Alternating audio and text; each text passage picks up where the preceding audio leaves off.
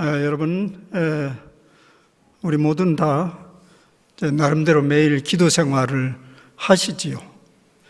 그런데 이 반복되는 기도를 좀 이렇게 깨어서 가만히 들여다보면 때때로 회의가 들기도 하죠.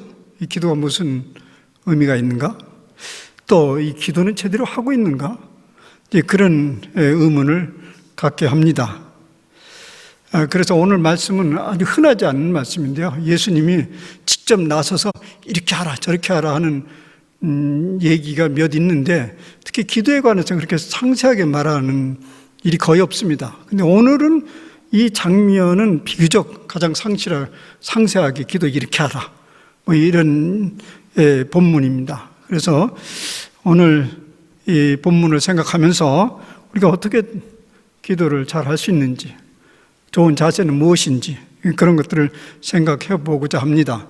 근데 오늘 본문을 턱 들어보면 좀 출발부터 제 이야기가 아주 난해한 장면이 등장합니다. 이게 회중 기도도 아닌데 개인의 기도인데 모든 사람들이 알아보는 공개 장소에서 기도하기를 좋아하는 사람이 있다는 거예요. 그것도 큰 거리역 위에 서가지고 나 기도하고 있다 이렇게 이런 것을 하는 것을 좋아하는 사람이 있다 이렇게 얘기하고 있습니다. 저는 그걸 보면서 뭐 그런 사람 요즘 볼 수가 없으니까 어디 그런 사람 흔하겠나 생각하지만은 또 한편으로는 이런 생각이 드네요. 뭐 어떻게 하든 무슨 상관이 없어요. 상관이 있어요. 자기 좋은 대로 하면 그만이지. 저도 이런 의문이 살짝 들어요. 뭐 그건 개인의 자유인데. 그런데 사실 예수님께서 이런 말씀을 하는 데에는 이런 배경이 있습니다. 유대인들에게는 이 경건한 사람, 특별히 경건한 사람들이 꼭 지켜야 할 그런 행위들이 있습니다. 오늘 이제 읽지 않았지만 마태복음 6장 1절에는 이런 말이 나오잖아요. 사람에게 보이려고 그들 앞에서 너희 의를 행하지 않도록 주의하라. 여기에 의라는 말이 나오잖아요. 의라는 말이 이제 독일어 성경이나 영어 성경에서는 이것을 경건으로 번역되어 있습니다. 뭐 피에테트, 파이어티 이런 말로 번역되고 있는데 상당 부분 그렇게 번역하고 있어요. 그런데 현대 이제 독자들을 위해서 이렇게 번역한 거죠. 의라는 말이 굉장히 추상적이라 좀 더 구체적인 얘기로는 경건이 더 이해하기 쉬워서 이제 그 문자적 번역이 아니고 해석적 번역을 그렇게 한 것이죠.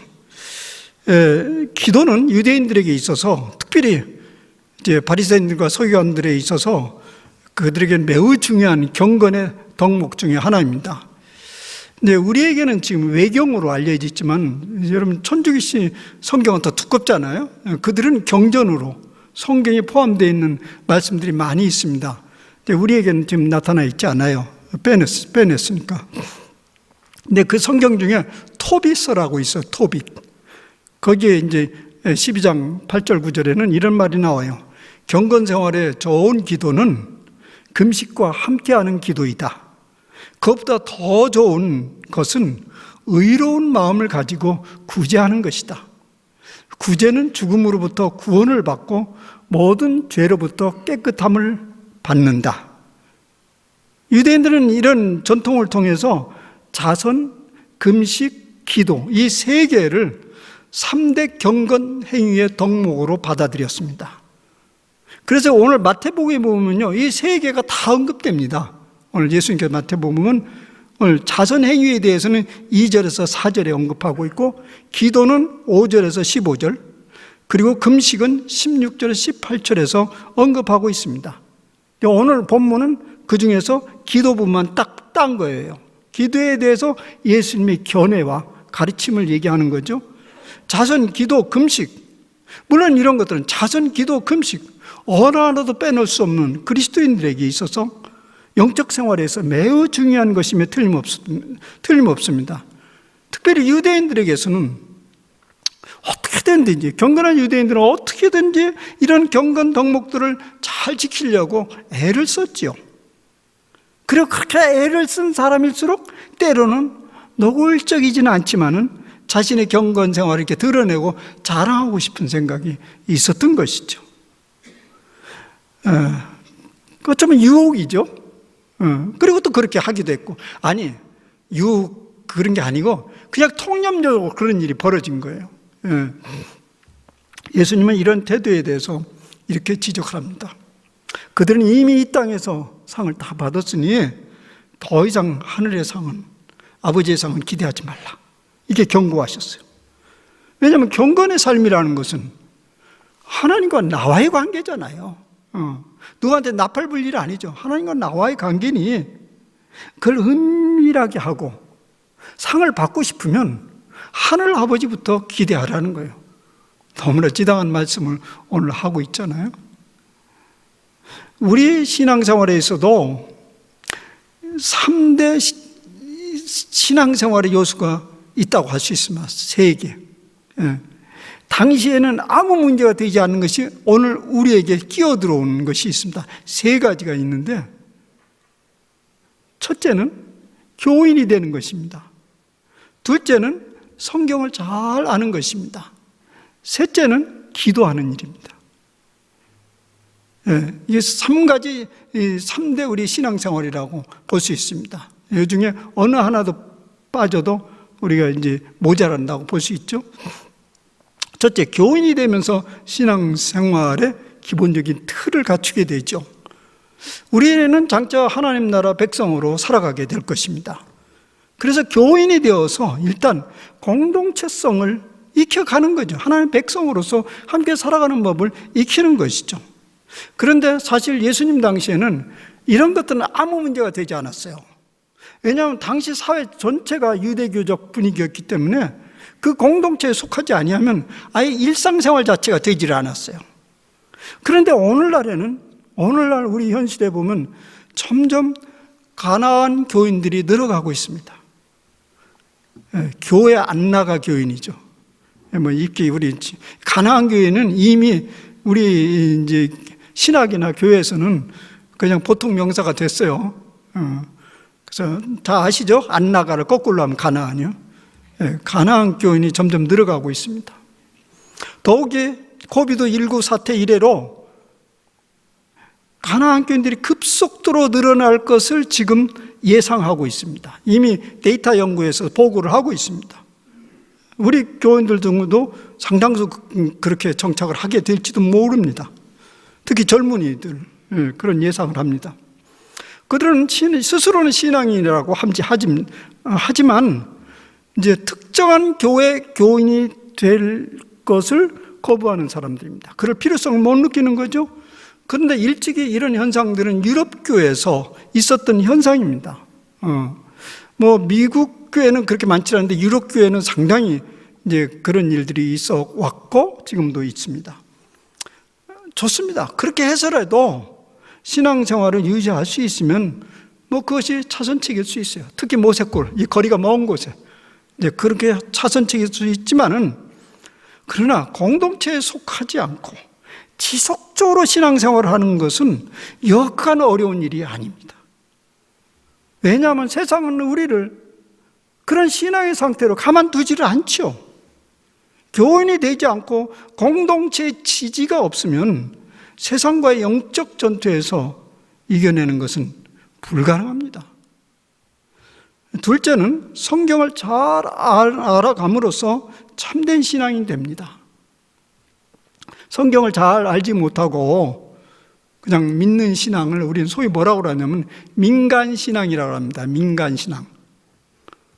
제가 최근 의사들의 고민이 담긴 책을 읽고 있습니다. 치료하는 마음이라고 하버드 대학 교수가, 의과대학 교수가 이제 부부가 쓴 건데요. 그 책을 보니까 의사의 고민이 담겨 있는데, 요새 환자들의 SNS를 통해서 의학적 상식을 너무 많이 알고 있대요. 그래서 의사들이 상당히 다루기가 힘들대요.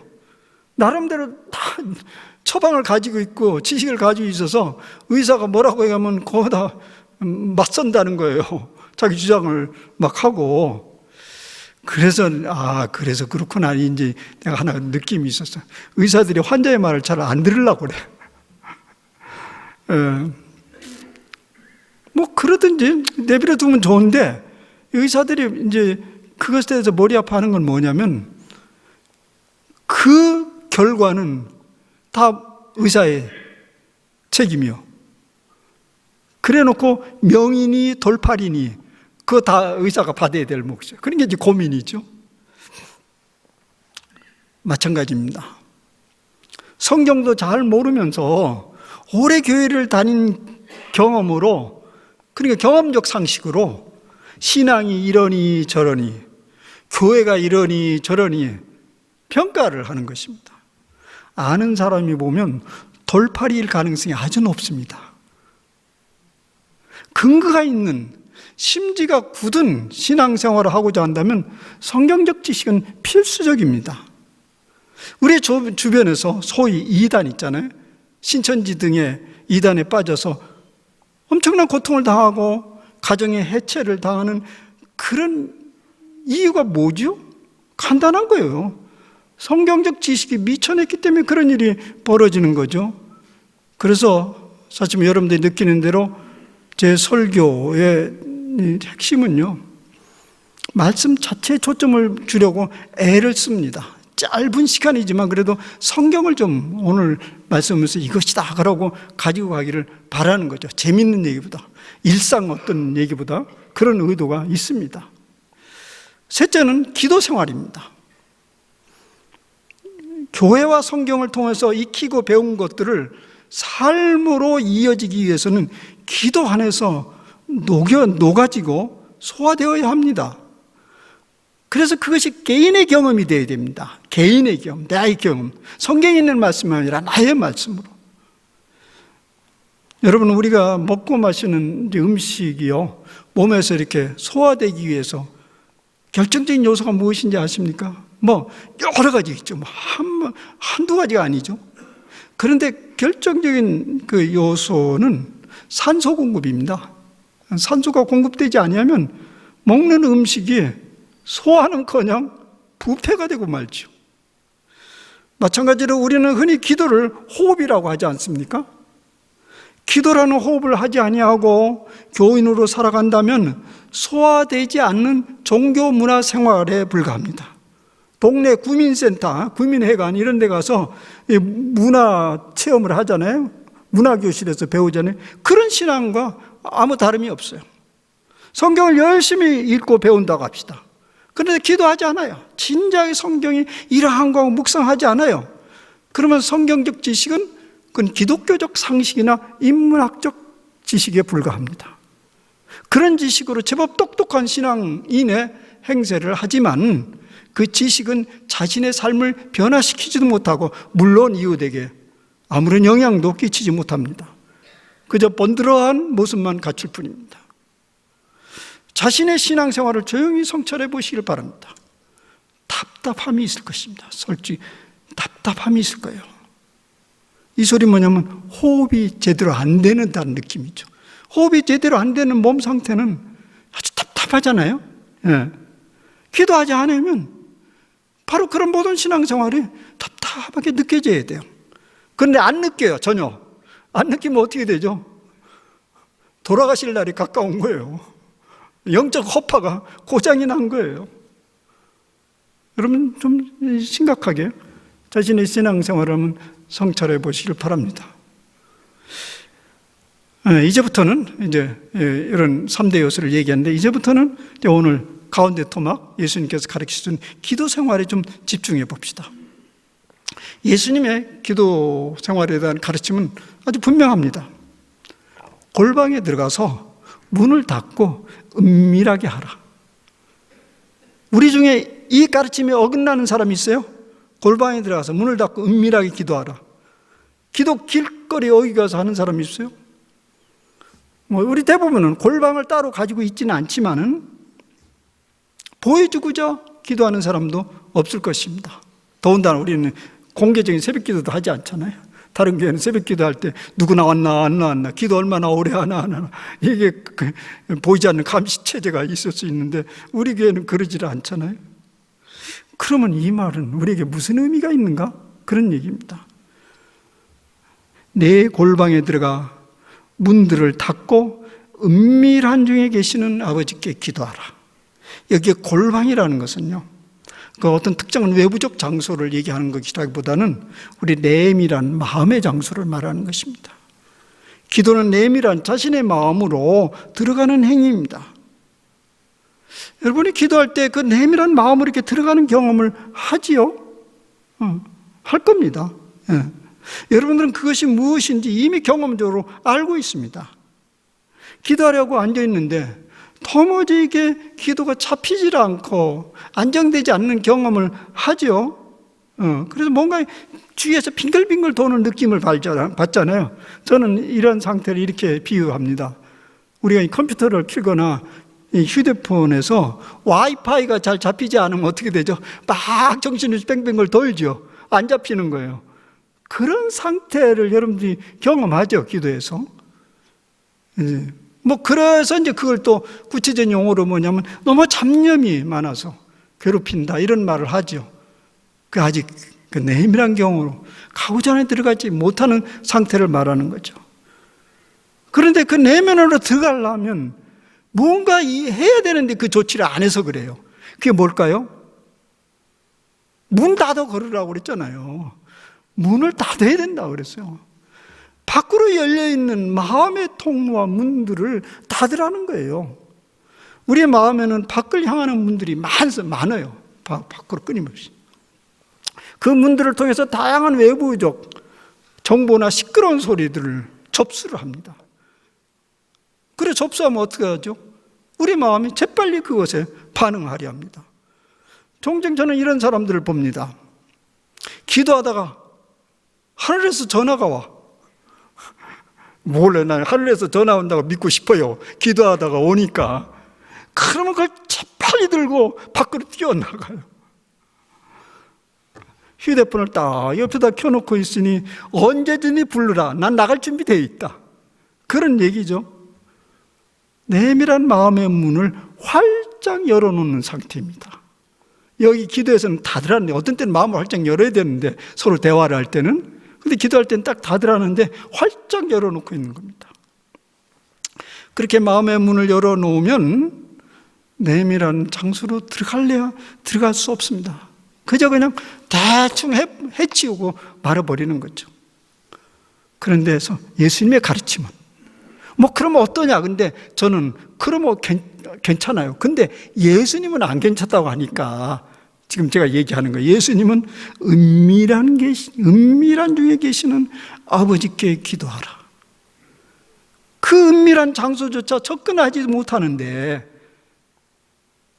하나님 아버지께 기도할 수가 있어요? 그저 자기 염려나 걱정이나 쏟아놓는 거죠. 우리 마음의 상태를 가만히 봅시다. 우리 기도하러 앉으려면 웬 기도 목록들이 쭈르륵 기다려 있어요. 그것도 이제 열심히 하는 사람 얘기죠. 기도 목록들이 쭉 기다려 있고, 그 다음 동시에 따라오는 게 뭐냐면 많은 걱정과 염려가 줄을 쭈르륵 잇고 있습니다. 이런 경우 어떻게 하지? 저런 경우는 어떻게 하지? 내 미래는 어떻게 되는 것이지? 자녀들을 보고 골치 아픈 자녀는 어떻게 되지? 등등. 우리의 내면은 한순간도 고요할 날이 없어요. 기도 밖에서도 시끄러웠는데 기도 안에서도 시끄럽고 힘들어요. 초기 교부들 중에는 이러한 마음의 상태를 뭘로 비유했냐면요, 김 빠진 솥단지로 비유했어요. 솥단지. 이 솥을 걸어놓고 밑에서 불을 막 떼요. 근데 뚜껑 쭉 열어놨어요. 그러면 그 솥이 제 역할을 하겠어요? 전기가 모아지려니까 아무 역할을 못하는 거죠. 김 빠진 솥단지요. 우리가 내면 깊이로 못 들어가면 그 기도는 그런 깃반지, 솥단지와 같이 아무 역할을 못한다는 것입니다. 내면 깊이로 들어가지 못하는 기도, 그 문제라는 거죠. 바울 사도는 그러한 기도의 한 가이드라인으로서 이렇게 얘기하네요.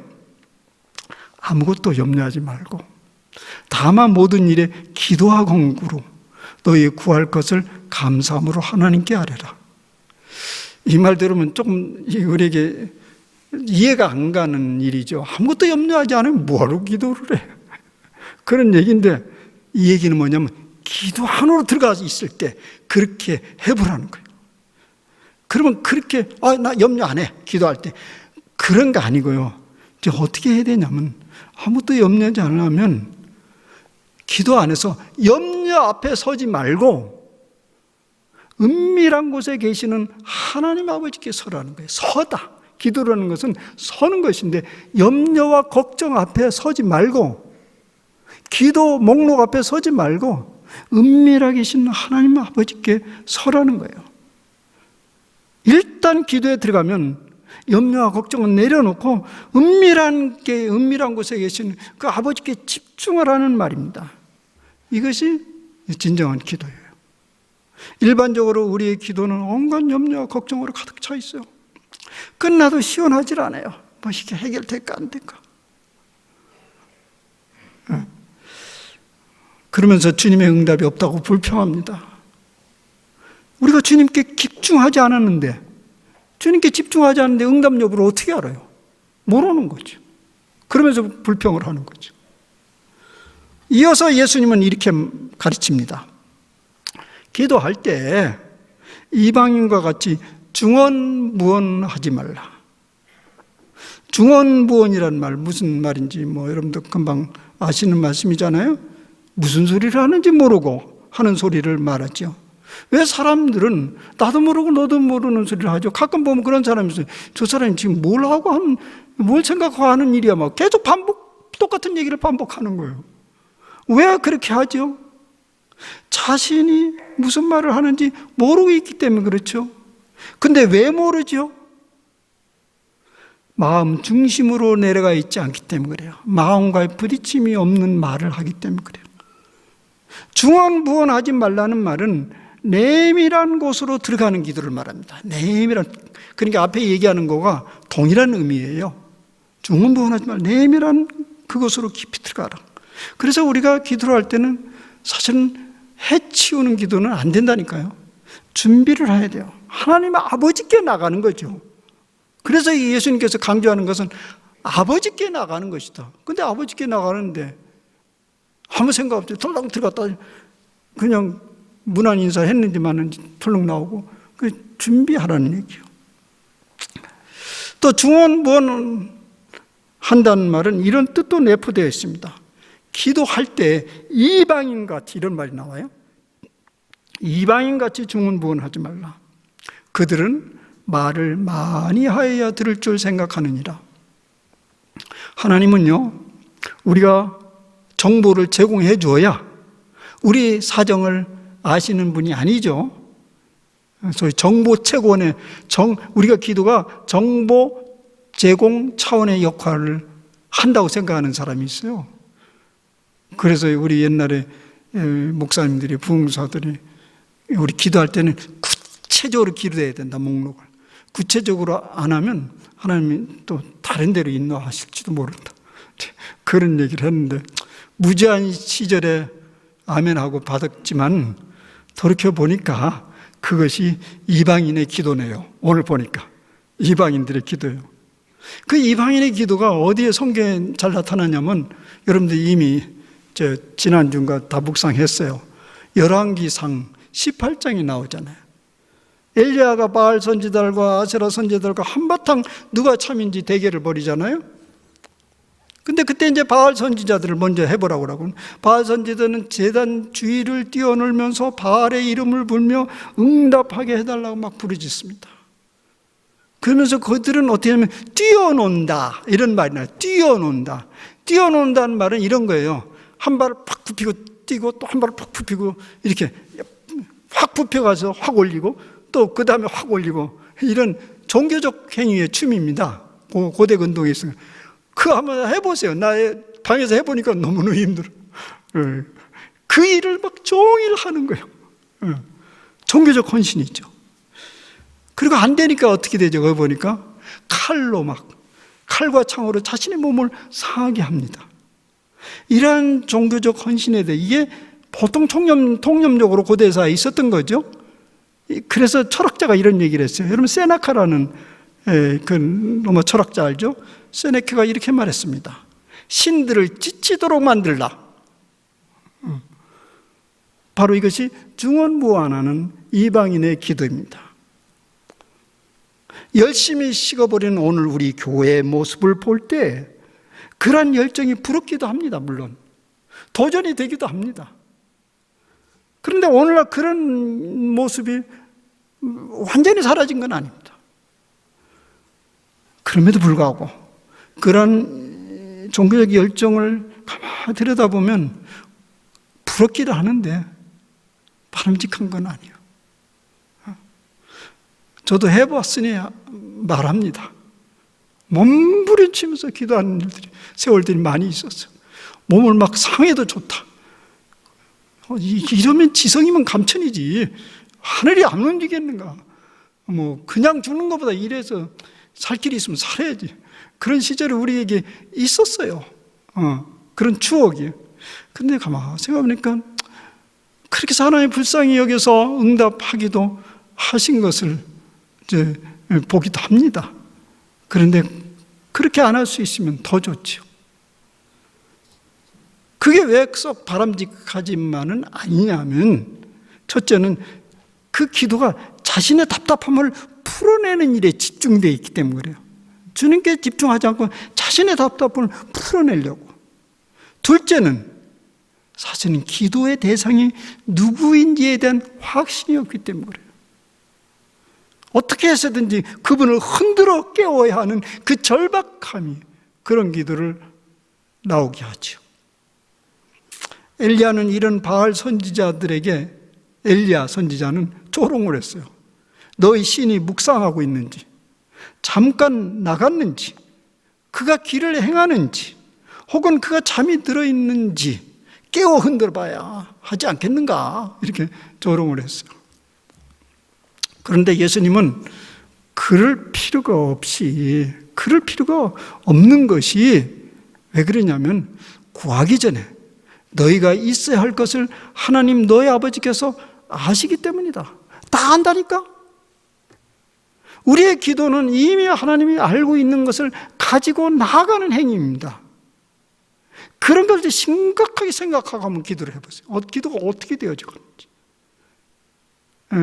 이 말은 절대 이렇게 오늘 시간이 없어서 줄줄줄 더 많이 얘기를 했는데 오해될 수가 있는데, 그러면 아무것도 구하지 말라, 그 소리는 아니에요. 우선 여기 초점을 잘 보세요. 여러분, 우리가 이 기도할 때 하나님께 나아가는 행위잖아요. 근데 오늘 말씀은 단지 하나님께 나가는 것이 아니고 하나님 아버지께 나가는 거예요. 그 호칭은, 이 호칭, 하나님 아버지라는 호칭이 뭐냐면, 아하, 그분은 우리 사정을 다 알고 계시는 분이구나, 이것을 얘기하는 거예요. 우리 기도의 진정한 출발은 하나님 아버지라는 분명한 고백이 있어야 됩니다. 단지 아버지라는 호칭을 말하는 것이 아니고 우리가 진정으로 하나님의 아버지됨을 우리가 확신하고 경험하고 그렇게 기도해 나가는 것을 말하는 것입니다. 어떻게 하나님이 우리 아버지가 되십니까? 우리 배워서 알죠. 또 믿음으로 고백하죠. 그럼에도 불구하고 왜 우리 육신의 아버지와는 이게 비교가 되죠? 차이가 나죠? 우리 육신의 하나님 아버지라고 우리가 반복해서 부르잖아요. 기도할 때마다 하나님 아버지 하는데 꼭 남의 아버지처럼 느껴지는 건 뭐죠? 아무리 능력이 많은 아버지를 할지라도 남의 아버지 같다면 그게 나랑 무슨 상관이 있어요? 아무 영향력도 없죠. 왜 이 차이가 있죠? 하늘의 아버지하고 우리 육신의 아버지 왜 이렇게 차이가 있죠? 그건 친밀감의 문제잖아요. 친밀감의 문제. 육신의 아버지는 끊임없이 부딪혀 왔기 때문에 미우나 고나 우리 아버지예요. 그런데 하나님 아버지는 왜 이렇게 안 되지요? 그러면 여러분들 이런 생각하겠죠. 하늘에 계시니까 그러지. 그렇습니까? 아니요. 그것은 사귐의 문제입니다. 진실로 사귐이 없는데 어떻게 친밀감이 형성이 돼요? 우리가 사귐이 없는데, 만나질 않는데, 함께 밥을 안 먹는데 어떻게 친밀감이 형성이 되냐고요. 우리가 기도할 때 자세를 가만히 보면 이런 모양이에요. 임금님께 애걸복걸하면서 상소로 올리는 듯한 같은 그런 기도잖아요. 그렇게 하다 보니 기도가 너무 힘들어요. 그 상소가 언제 전달될지 알 수가 없어요. 언제 전달될지. 그리고 전달돼도 해결이 될지도 모르는 거예요. 그런 생각을 가지고 막 부르짖고 있으니 기도가 얼마나 힘들겠어요. 우리의 기도가 그런 식으로 흐른다면 하나님 아버지는 빈말일 뿐이죠. 도리어 그 하나님은 인색하고 까닭스럽기 그치없는 능력 많은 어떤 낯선 분이에요. 우리의 기도의 결정적인 핵심은 하나님 아버지와의 사귐에 있습니다. 그 사귐 가운데서 우리의 마음의 소원들이, 우리의 기도 제목들이 성취되어 가는 것을 보게 되죠. 그런 의미로 예수님은 당신 제자들에게 너희는 이렇게 기도하라고 하십니다. 그래, 이제 이렇게 기도해야를 좀 생각하려고 하는데 오늘 그걸 다 다루지는 못합니다. 시간이 없어서요. 여기에 이렇게 기도도 결국 뭐냐면 우리의 기도의 1차적인 목표는 아버지의 이름이 거룩하게 되는 것입니다. 근데 그 아버지의 이름이 어떻게 거룩하게 되죠? 사귀면 사귈수록 거룩하게 돼요. 거룩하게 된다는 말이 뭔데요? 그분이 아버지라고 했으니까 우리가 아버지로 여겨주는 거죠. 유일무이한 영원한 아버지가 되는 순간 그것이 그분을 거룩하게 하는 거예요. 하나님이 우리 아버지가 되신다면 우리는 그가 통치하는 하나님 나라를 더 갈망하고 사모하겠죠. 우리의 기도는 그 하나님 나라를 가시적이고 현재적으로 이루어가는 매우 중요한 과정입니다. 그래서 예수님은 그렇게 또 말해요. 나라가 임하옵시며 뜻이 하늘에서 이루어진 것 같이 땅에서도 이루어지기를 기도하라는 거예요. 하늘의 뜻이 이 땅에 이루어지면 그것이 다름 아닌 하나님의 나라이죠. 예수님이 이 땅에 오신 목적이 그것이고요. 우리에게 주신 꿈이 그것입니다. 이 꿈을 위해서 기도하라는 거예요. 이후에 예수님의 가르침은 이제 이 나머지 중간 빼고요. 뒤에 아주 많이 다뤄지는 예수님의 기도의 가르침은 집중하고 있는 건 뭐냐면 용서하고 용서받고 용서하는 문제에 집중되어 있습니다. 이것도 다름 아닌 하나님 나라의 모습을 말하는 것이죠. 우리가 피부적으로 가장 가깝게 와닿는 거, 혹시 저랑 생각이 다를 수도 있어요. 하나님 나라를 피부적으로 느끼는 그런 상태가 뭐죠? 먹을 것이 아주 풍성한 겁니까? 우리 배고플 때 그런 생각을 했지만 요즘엔 그런 생각 안 할 거예요. 기쁨이 넘치는 거죠. 기쁨이. 평화가 넘치는 것이죠. 그게 하나님 나라죠. 근데 그게 어떻게 일어나죠? 용서받았으니 서로 용서하면서 사는 세상에 혼자 기쁘려고 애를 쓴다고 기뻐지냐고요. 기쁨은 서로 간에 이루어지는 건데 용서받았으니 서로 용서하면서 사는 그 세상이 하나님 나라예요. 이것이 하나님 나라 공동체의 구체적이고 두드러진 모습입니다. 그래서 우리는 날마다 하나님께 용서를 구하는 것처럼 서로 용서하며 살기를 기도해야 합니다. 그게 하나님 나라를 꿈꾸는 자세고요. 경험하는 것입니다. 그런데 여기 용서를요, 너무 협의적으로 생각하면 안 돼요. 우리 중에 한이 맺혀서 그 풀할 일들이 있는 사람이 그렇게 많지 않잖아요. 그저 사상이 다르고, 생각이 다르고, 성격이 다르고, 삶의 습성이 다르니까 싫어. 가까이고 싶지를 않아요. 그런데 그런 경우들을 기도하면서 용납하는 거예요. 받아들이는 거예요. 함께 멤버로, 식구로 받아들이는 거예요. 그게 바로 일상적 용서입니다. 행동으로 보여주는 용서입니다. 어차피 하나님 나라는 가지각색의 사람들이 모여 있는 곳이잖아요. 그러한 세상을 용서하며 하나대로 가는 일에 우리의 그리스도인들을 부르셨습니다. 그 일이 우리의 기도를 통해서 이루어진다는 사실입니다. 이것이 예수님의 가르침입니다. 이런 기도에 대한 예수님의 가르침은 이제 이런 기도, 지금 내용 주기도문을 그래서 이제 이렇게 하라고 하니까 이렇게 오해하면 안 돼요. 우리 기도할 때 늘 주기도문에 그 내용대로 하라 이 소리 아니에요.